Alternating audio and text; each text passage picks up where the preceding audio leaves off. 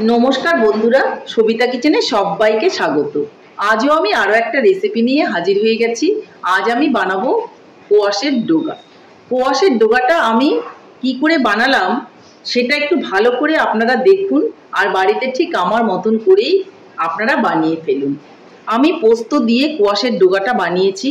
আপনারা পোস্ত না দিয়ে সর্ষে দিয়েও বানিয়ে কিন্তু এটা খেতে পারেন, ভীষণই ভালো লাগে। বা আপনারা তিল বাটা দিয়েও কিন্তু এটা খেতে পারেন, তাতেও কিন্তু ভীষণ স্বাদ হয়। তাহলে আমি এই কোয়াশের ডোগাটা কি করে বানালাম সেটাই দেখে নেওয়া যাক। কোয়াশের ডোগা বানাতে গেলে প্রথমে কিন্তু আমাকে কোয়াশের ডোগার প্রয়োজন হবে, যার জন্য আমি দেখুন কোয়াশের ডোগা নিয়ে নিয়েছি, সুন্দর করে কেটে নিয়েছি। দেখুন কোয়াশের ডোগাগুলো আমি সুন্দর করে বেছে কেটে নিয়ে নিয়েছি, আর তার মধ্যে একটা আলু কেটে দিয়েছি এইভাবে। এই আলু আর কোয়াশটা দিয়েই আমি কোয়াশের ডোগাটা বানাবো। তাহলে এই কোয়াশের ডোগার মধ্যে দেবো আমি পোস্ত আর কাঁচা লঙ্কা, এই দুটো একসঙ্গে আমি বেটে নিয়েছি। এখন ভালো করে কোয়াশের ডোগাগুলোকে আমি ধুয়ে নেব। এটা কিন্তু ধুইনি, শুধু কেটে নিয়ে নিয়েছি। এখন ধুয়ে আমি নেক্সট স্টেপে চলে যাব। আমি কোয়াশের ডোগাটাকে ধুয়ে একটা ছাঁকনির মধ্যে নিয়ে নিয়েছি। এদিকে উনানে একটা কড়াই বসিয়ে দিয়েছি আর তাতে দিয়ে দিব সর্ষে তেল। তেলটা আমি দিয়ে দিয়েছি। তেলটা কিন্তু গরম হয়ে গেছে, এর মধ্যে আমি একটু কালো জিরে দিয়ে দিব।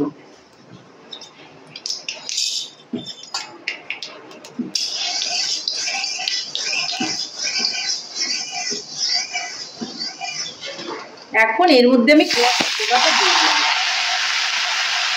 কোয়াশের ডোগাটা দিয়ে ভালো করে নেড়ে চেড়ে নেব।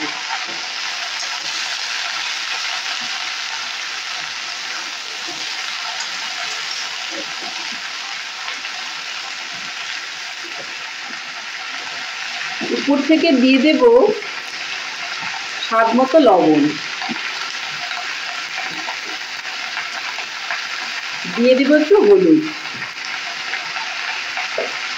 এই দুটো দিয়ে ভালো করে আমি একটু নেড়ে চেড়ে নেব। এই রান্নাটার কোনো ঝামেলা নেই, কিন্তু খেতে ভীষণ ভালো।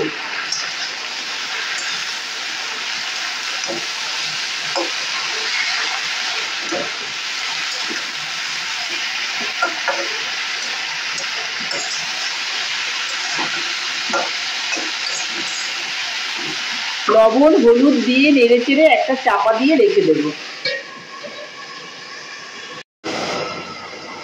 ঢাকনাটা তুলে নিচ্ছি। দেখুন কতটা জল বের হয়েছে। এই জলেই কিন্তু শাকটা হয়ে যাবে। আঁচটা কমিয়ে দেব আর এই জলেই আস্তে করে শাকটা সেদ্ধ হতে থাকবে। তাহলে আবারও ঢাকা দিয়ে রেখে দিচ্ছি। ঢাকনাটা তুলে আবারও দেখে নেব। দেখুন ডোগাগুলো কিন্তু খুব সুন্দর করে সেদ্ধ হয়ে গেছে আর আলুগুলোও সেদ্ধ হয়ে গেছে। এই দেখুন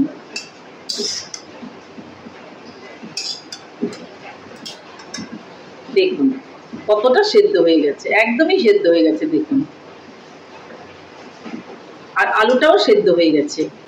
আমি কিন্তু আস্ত কাঁচা লঙ্কা দেইনি, কারণ কাঁচা লঙ্কাটা আমি বেটে দিয়েছি। আপনারা ইচ্ছে করলে কাঁচা লঙ্কা আস্তও দিয়ে দিতে পারেন। এর মধ্যে এখন আমি যে পোস্তটা বেটে রেখেছিলাম সেই পোস্তটা দিয়ে দেব।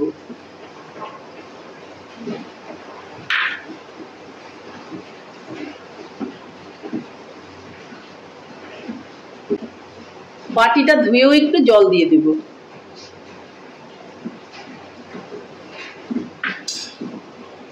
একটু ভালো করে নেড়ে চেড়ে মিলিয়ে নেব।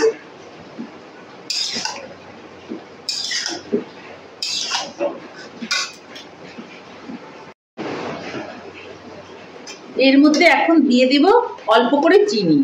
চিনি দিলে কিন্তু কোয়াশের ডোগাটা খেতে ভীষণই ভালো লাগে একটু।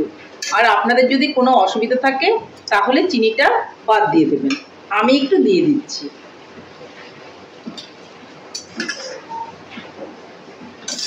তাহলে আমার কোয়াশের ডোগা কিন্তু রান্না করা একদম রেডি।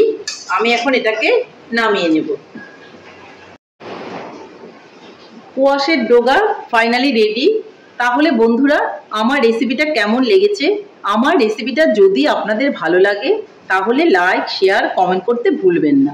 আর আপনি যদি আমার চ্যানেলের নতুন বন্ধু হয়ে থাকেন তাহলে চ্যানেলটা সাবস্ক্রাইব করার অনুরোধ রইল। পাশে থাকা বেল আইকনটি প্রেস করে রাখুন আমার নিত্য নতুন রেসিপির আপডেট পেতে। তাহলে আর দেরি কেন, ঝটপট এভাবেই বানিয়ে ফেলুন কোয়াশের ডোগা পোস্ত দিয়ে। দেখবেন গরম ভাতের সঙ্গে খেতে ভীষণই ভালো লাগে। নমস্কার, ভালো থাকবেন, সুস্থ থাকবেন। আবার দেখা হবে আরও একটি রেসিপির সঙ্গে।